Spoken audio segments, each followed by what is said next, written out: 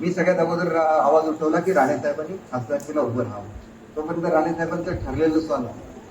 परंतु जे लोक इतर इच्छुक होते त्यांनी मला शेवटी धमकी दिली. आता माझ्याकडे ते व्हॉट्सअप माझं डिलीट झालं की तुम्ही याच्यानंतर मंत्री असणार नाही कारण तुम्ही राणेसाहेबांचं नाव सुचवलं. मला एक गोष्ट सांगतो की मी अनेक लोकांना सांगितलेलं नाही की राणेसाहेबांना ज्या वेळेला मी तिकिटासाठी सगळ्यात अगोदर आवाज मी उठवला.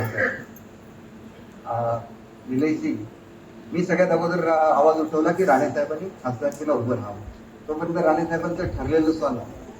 परंतु जे लोक इतर इच्छुक होते त्यांनी मला शेवटी धमकी दिली. आता माझ्याकडे ते व्हॉट्सअप माझं डिलीट झालं की तुम्ही याच्यानंतर मंत्री असणार नाही कारण तुम्ही राणेसाहेबांचं नाव सुचवलं. बघा, मी तुम्हाला एक गोष्ट सांगतो की आपल्या मनात असेल ते करायचं असतं. मी काय काळजी करत नाही. मी मंत्री असलो नसलो साहेबांची कृपा माझ्यावर आहे.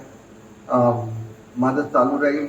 देवाच्या कृपेने आम्हाला वारसा मिळालेला आहे. तो आमच्या आजोबांचा वडिलांचा वारसा मिळालेला आहे. खूप दुर्लक्ष आमच्या व्यवसायाकडे सुद्धा झालेलं आहे. त्याच्यामुळे कदाचित मंत्री नसणं हे आमचं कदाचित साहेबांच्या मनामध्ये असेल की तुझी जी कुटुंबातर्फे कर्तव्य आहे ते तू पूर्ण केलं पाहिजे. आणि माझं कुटुंब म्हणजे माझं फक्त स्वतःचं कुटुंब नाही आहे.